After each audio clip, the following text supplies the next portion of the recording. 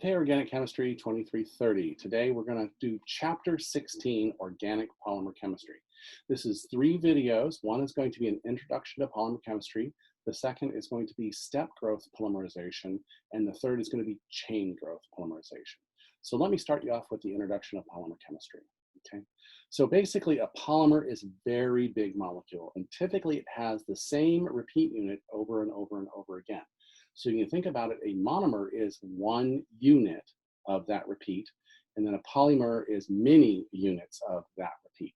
So you can think about it as, okay, you have compound A and compound B, and they have to react together. So you have A, B, A, B, A, B, A, B, A, B, until you get hundreds, thousands, even millions of repeat units. And that's what a polymer is, okay? Now, plastic is a general term for polymers that can be molded when they're hot, and then they retain their shape when they're cool.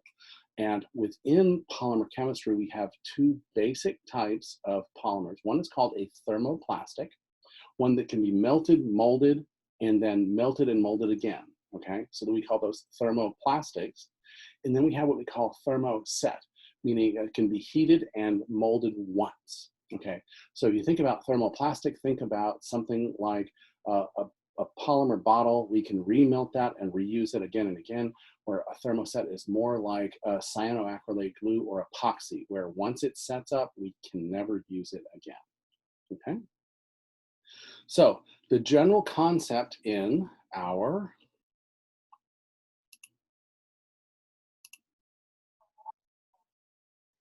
polymer chemistry is the fact that we have the same unit repeated many, many, many times.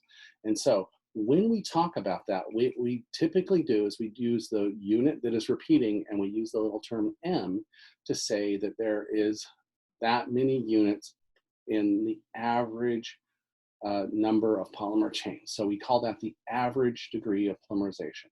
So basically, if your unit weighs 100 grams per mole, and you have 10 of them, now you have 10 times that 100 grams per mole, or 1,000. So we're looking at, that's where your molecular weights get bigger and bigger and bigger, because each repeat unit adds that number of grams per mole to that polymer structure.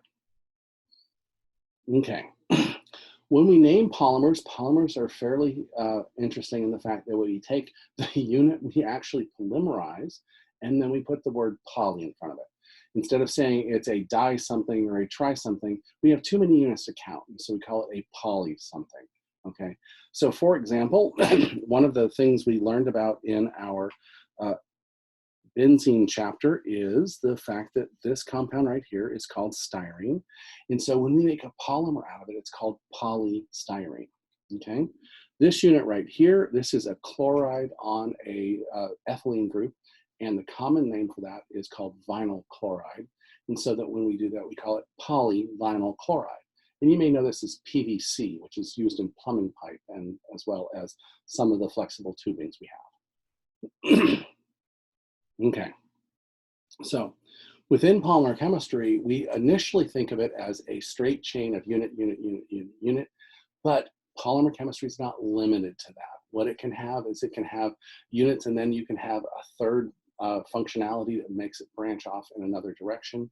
You can have a separate functionality spaced evenly along the chain to grow other materials out, and you end up with this comb structure here. You can tie these together in different kind of ways, and you get ladders or cross-link systems. You can even have branches that happen in a very regular pattern. We call that dendritic, or they'll make hyperbranch polymers as well. And we can have them all growing out of the same spot, and we call those star polymers.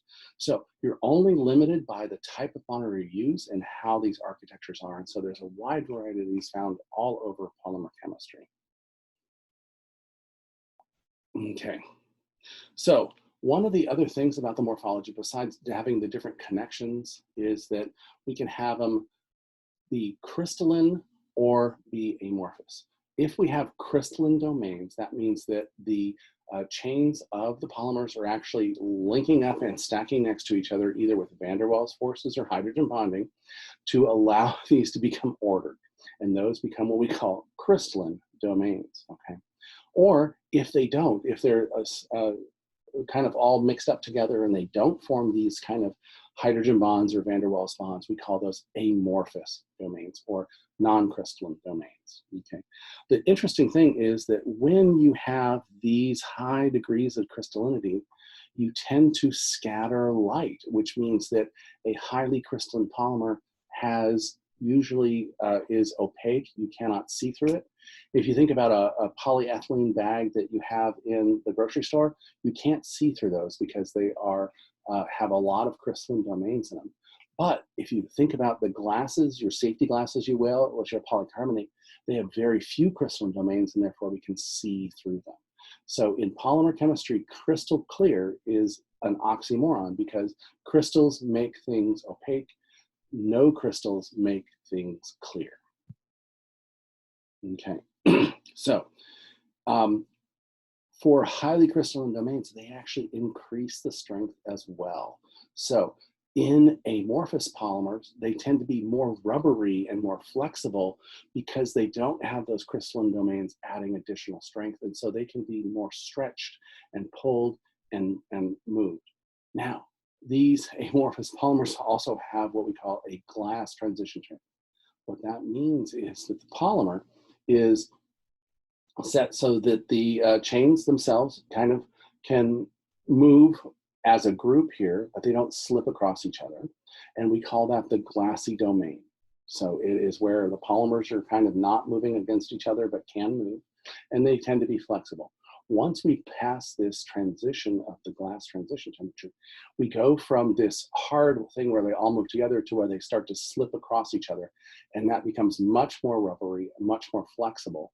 And we call that the rubbery domain. So going from that harder domain where they're all moving together to where they're all moving around each other, we're going from the glass material to a rubbery material, and that's our glass transition temperature, or T sub G. Okay, so let's talk about polyethylene terephthalate. Polyethylene terephthalate is something we see a lot every day. You can see it as a fiber.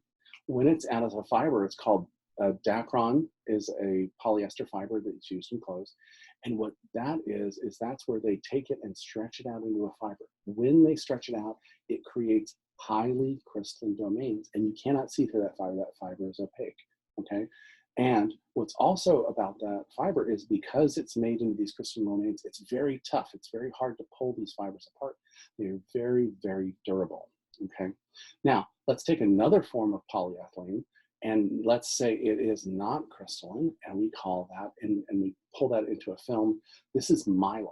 Mylar is a transparent film. You can see right through it, and it's most likely seen in mylar balloons, in mylar balloons, they take a clear plastic film and then they metallize it with aluminum metal. And that metal keeps the helium inside your mylar balloons. That's why mylar balloons work, is the polymer is holding the rigid structure and the aluminum is holding the gas in. So we get, by changing it from a crystalline domain to an amorphous domain, we get different properties. All right, let's talk of one more use of polyethylene terephthalate. Polyethylene terephthalate is also used in plastic water bottles. Notice that's really transparent and really rubbery. Those tend to have very low crystallinity at almost 0 to 1% crystallinity. So in the fiber, we have very high crystallinity of 55%, and they're very, very strong and very hard to move. In mylar, we have a low crystallinity. We can see through it, but it still has a nice film forming property.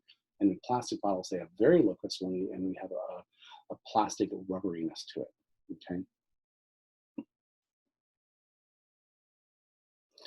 So what that tells us is the same polymer can give us crystalline domains, non-crystalline domains, and give us different properties of toughness or